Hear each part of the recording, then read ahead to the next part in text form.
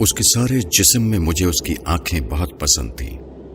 یہ آنکھیں بالکل ایسی تھیں جیسے اندھیری رات میں موٹر کار کی ہیڈ لائٹس، جن کو آدمی سب سے پہلے دیکھتا ہے۔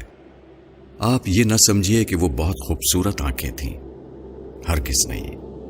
میں خوبصورتی اور بدصورتی میں تمیز کر سکتا ہوں، لیکن معاف کیجیے گا، ان آنکھوں کے معاملے میں صرف اتنا کہہ سکتا ہوں کہ وہ خوبصورت نہیں تھیں۔ لیکن اس کے باوجود ان میں بے پناہ کشش تھی۔ میری اور ان آنکھوں کی ملاقات ایک ہسپتال میں ہوئی۔ میں اس ہسپتال کا نام آپ کو بتانا نہیں چاہتا، اس لیے کہ اس سے میرے اس افسانے کو کوئی فائدہ نہیں پہنچے گا۔ بس آپ یہی سمجھ لیجئے کہ ایک ہسپتال تھا جس میں میرا ایک عزیز آپریشن کرانے کے بعد اپنی زندگی کی آخری سانسیں لے رہا تھا۔ یوں تو میں رواداری کا قائل نہیں، مریضوں کے پاس جا کر ان کو دم دلاسا دینا بھی مجھے نہیں آتا، لیکن اپنی بیوی کے پیہم اصرار پر مجھے جانا پڑا تاکہ میں اپنے مرنے والے عزیز کو اپنے خلوص اور اپنی محبت کا ثبوت دے سکوں۔ یقین مانیے کہ مجھے سخت کوفت ہو رہی تھی۔ ہسپتال کے نام ہی سے مجھے نفرت ہے، معلوم نہیں کیوں۔ شاید اس لیے کہ ایک بار بمبئی میں اپنی بوڑھی ہمسائی کو، جس کی کلائی میں موچ آ گئی تھی، مجھے جے ہسپتال لے جانا پڑا تھا۔ وہاں کیجویلٹی ڈپارٹمنٹ میں مجھے کم از کم 2.5 گھنٹے انتظار کرنا پڑا تھا۔ وہاں میں جس آدمی سے بھی ملا، لوہے کے مانند سرد اور بے حس تھا۔ میں ان آنکھوں کا ذکر کر رہا تھا جو مجھے بے حد پسند تھیں۔ پسند کا معاملہ انفرادی حیثیت رکھتا ہے۔ بہت ممکن ہے اگر آپ یہ آنکھیں دیکھتے تو آپ کے دل و دماغ پر کوئی رد عمل پیدا نہ ہوتا۔ یہ بھی ممکن ہے کہ آپ سے اگر ان کے بارے میں رائے طلب کی جاتی تو آپ کہہ دیتے نہایت واہیات آنکھیں ہیں۔ لیکن جب میں نے اس لڑکی کو دیکھا تو سب سے پہلے مجھے اس کی آنکھوں نے اپنی طرف متوجہ کیا۔ وہ برقع پہنے ہوئی تھی مگر نقاب اٹھا ہوا تھا۔ اس کے ہاتھ میں ایک دوا کی بوتل تھی اور وہ جنرل وارڈ کے برآمدے میں ایک چھوٹے سے لڑکے کے ساتھ چلی آ رہی تھی۔ میں نے اس کی طرف دیکھا تو اس کی آنکھوں میں جو بڑی تھی نہ چھوٹی، سیاہ تھی نہ بھوری، نیلی تھی نہ سبز، ایک عجیب قسم کی چمک پیدا ہوئی۔ میرے قدم رک گئے، وہ بھی ٹھہر گئے۔ اس نے اپنے ساتھی لڑکے کا ہاتھ پکڑا اور بوکھلائی ہوئی آواز میں کہا، تم سے چلا نہیں جاتا؟ لڑکے نے اپنی کلائی چھڑائی اور تیزی سے کہا، چل تو رہا ہوں، تو تو اندھی ہے۔ میں نے یہ سنا تو اس لڑکی کی آنکھوں کی طرف دوبارہ دیکھا۔ اس کے سارے وجود میں صرف اس کی آنکھیں ہی تھیں جو مجھے پسند آئی تھیں۔ میں آگے بڑھا اور اس کے پاس پہنچ گیا۔ اس نے مجھے پل کے نہ چپکنے والی آنکھوں سے دیکھا اور پوچھا، ایکس رے کہاں لیا جاتا ہے؟ اتفاق کی بات ہے کہ ان دنوں ایکس رے ڈپارٹمنٹ میں میرا ایک دوست کام کر رہا تھا اور میں اسی سے ملنے کے لیے آیا تھا۔ میں نے اس لڑکی سے کہا، آؤ میں تمہیں وہاں لے چلتا ہوں، میں بھی ادھر ہی جا رہا ہوں۔ لڑکی نے اپنے ساتھی لڑکے کا ہاتھ پکڑا اور میرے ساتھ چل پڑی۔ میں نے ڈاکٹر صادق کا پوچھا تو معلوم ہوا کہ وہ ایکس رے لینے میں مصروف ہیں۔ دروازہ بند تھا اور باہر مریضوں کی ایک بھیڑ لگی تھی۔ میں نے دروازہ کھٹکھٹایا۔ اندر سے تیز و تند آواز آئی، کون ہے؟ دروازہ مت ٹھوکو۔ لیکن میں نے پھر دستک دی۔ دروازہ کھلا اور ڈاکٹر صادق مجھے گالی دیتے دیتے رہ گیا۔ اوہ اچھا تم ہو؟ ہاں بھائی، میں تم سے ملنے آیا تھا۔ دفتر میں گیا تو معلوم ہوا کہ تم یہاں ہو۔ اچھا آ جاؤ، اندر آ جاؤ۔ میں نے لڑکی کی طرف دیکھا اور اس سے کہا، آؤ، لیکن لڑکے کو باہر ہی رہنے دو۔ ڈاکٹر صادق نے ہولے سے مجھ سے پوچھا، کون ہے یہ؟ میں نے جواب دیا، معلوم نہیں کون ہے، ایکس رے ڈپارٹمنٹ کا پوچھ رہی تھی۔ میں نے کہا، چلو میں لیے چلتا ہوں۔ ڈاکٹر صادق نے دروازہ اور زیادہ کھول دیا۔ میں اور وہ لڑکی اندر داخل ہو گئے۔ 4-5 مریض تھے۔ ڈاکٹر صادق نے جلدی جلدی ان کی اسکریننگ کی اور انہیں رخصت کیا۔ اس کے بعد کمرے میں ہم صرف 2 رہ گئے، میں اور وہ لڑکی۔ ڈاکٹر صادق نے مجھ سے پوچھا، انہیں کیا بیماری ہے؟ میں نے اس لڑکی سے پوچھا، کیا بیماری ہے تمہیں؟ ایکس رے کے لیے تم سے کس ڈاکٹر نے کہا تھا؟ اندھیرے کمرے میں لڑکی نے میری طرف دیکھا اور جواب دیا، مجھے نہیں معلوم، کیا بیماری ہے؟ ہمارے محلے میں ایک ڈاکٹر ہے، اس نے کہا تھا کہ ایکس رے کرا لو۔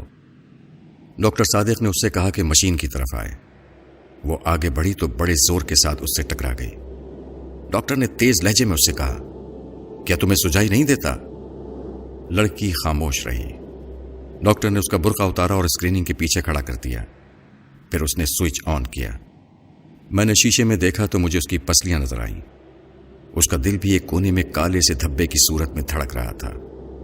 डॉक्टर सादिक 5-6 मिनट तक उसकी पसलियों और हड्डियों को देखता रहा। उसके बाद उसने स्विच ऑफ कर दिया और रोशनी करके मुझसे मुखातिब हुआ। एक्सरे बिल्कुल साफ है। लड़की अपना बुर्का ढूंढने लगी। बुर्का एक कोने में मेज पर पड़ा था। मैंने बढ़कर उसे उठाया और उसके हवाले कर दिया। डॉक्टर सादिक ने रिपोर्ट लिखी और उससे पूछा, तुम्हारा नाम क्या है? लड़की ने बुर्का उड़ते हुए जवाब दिया, जी मेरा नाम हनीफा है। हनीफा। डॉक्टर सादिक ने उसका नाम पर्ची पर लिखा और उसको दे दी। जाओ ये अपने डॉक्टर को दिखा देना। लड़की ने पर्ची ली और अपनी कमीज के अंदर रख ली। जब वो बाहर निकली तो मैं गैर इरादी तौर पर उसके पीछे पीछे था, लेकिन मुझे इसका पूरी तरह एहसास था कि डॉक्टर सादिक मुझे शक की नजरों से देख रहा था। उसे जहां तक मैं समझता हूं, इस बात का यकीन था कि इस लड़की से मेरा कोई ताल्लुक है। हालांकि जैसे कि आप जानते हैं, ऐसा कोई मामला नहीं था, सिवाय इसके कि मुझे उसकी आंखें पसंद आ गई थीं। मैं उसके पीछे पीछे था और उसने अपने साथी लड़के की उंगली पकड़ी हुई थी। जब वो तांगों के अड्डे पर पहुंची तो मैंने हनीफा से पूछा, तुम्हें कहां जाना है? उसने एक गली का नाम लिया तो मैंने उससे झूठ मूठ कहा, मुझे भी उधर ही जाना है, मैं तुम्हें तुम्हारे घर छोड़ दूंगा। मैंने जब उसका हाथ पकड़कर तांगे में बिठाया तो मुझे यूं महसूस हुआ कि मेरी आंखें एक्सरेज का शीशा बन गई हैं। मुझे उसका गोश्त पोस्ट दिखाई नहीं देता था, सिर्फ ढांचा नजर आता था, लेकिन उसकी आंखें वो बिल्कुल साबित और सालिम थीं, जिनमें बेपनाह कशिश थी। मेरा जी चाहता था कि उसके साथ बैठूं, लेकिन यह सोचकर कि कोई देख लेगा, मैंने उसके साथी लड़के को उसके साथ बिठा दिया और खुद अगली नशिस्त पर बैठ गया। तांगा चला तो हनीफा मुझसे मुखातिब हुई, तुम कौन हो? मैं सादत हसन मंटो हूं। हसन मनकू? ये मंटू क्या हुआ? कश्मीरियों की एक जात है, हम भी कश्मीरी हैं। अच्छा। वो मुस्कुराई और उसकी आंखें और ज्यादा पुरकशिश हो गईं। मैंने अपनी जिंदगी में बेशुमार खूबसूरत आंखें देखी थीं, लेकिन वो आंखें जो हनीफा के चेहरे पर थीं, बेहद पुरकशिश थीं। मालूम नहीं उनमें क्या चीज थी जो कशिश का बाइस थी। मैं इससे पेशतर अर्ज कर चुका हूं कि वो कतन खूबसूरत नहीं थी, लेकिन इसके बावजूद मेरे दिल में घुप रही थी। मैंने जसारत से काम लिया और उसके बालों की एक लट जो उसके माथे पर लटक कर उसकी आंख को ढांप रही थी, उंगली से उठाया और उसके सर पर चस्पा कर दी। उसने बिल्कुल बुरा न माना। मैंने और जसारत की और उसका हाथ अपने हाथ में ले लिया। इस पर भी उसने कोई मुजाहमत नहीं की और अपने साथी लड़के से मुखातिब हुई, तुम मेरा हाथ क्यों दबा रहे हो? मैंने फौरन उसका हाथ छोड़ दिया और लड़के से पूछा, तुम्हारा मकान कहां है? लड़के ने हाथ का इशारा किया, उस बाजार में। तांगे ने उधर का रुख किया। बाजार में बहुत भीड़ थी, ट्रैफिक भी मामूल से ज्यादा था। तांगा रुक रुक कर चल रहा था और सड़क में चूंकि गड्ढे थे, इसलिए बड़े जोर के धचके लग रहे थे। बार बार उसका सर मेरे कांधों से टकराता था। थोड़ी देर बाद उनका घर आ गया। लड़के ने तांगे वाले से रुकने के लिए कहा। जब तांगा रुका तो वो नीचे उतरा। हनीफा बैठी रही। मैंने उससे कहा, तुम्हारा घर आ गया है। हनीफा ने मुड़कर मेरी तरफ अजीब व गरीब आंखों से देखा। बदरू कहां है? मैंने उससे पूछा, कौन बदरू? वो लड़का जो मेरे साथ था। मैंने लड़के की तरफ देखा जो तांगे के पास ही था। ये खड़ा तो है। अच्छा। ये कहकर उसने बदरू से कहा, बदरू मुझे उतार तो दो। बदरू ने उसका हाथ पकड़ा और बड़ी मुश्किल से नीचे उतारा। मैं सख्त मुतहय्यर था। पिछली नशिस्त पर जाते हुए मैंने उस लड़के से पूछा, क्या बात है, ये खुद नहीं उतर सकती? बदरू ने जवाब दिया, जी नहीं, इनकी आंखें खराब हैं, दिखाई नहीं देता।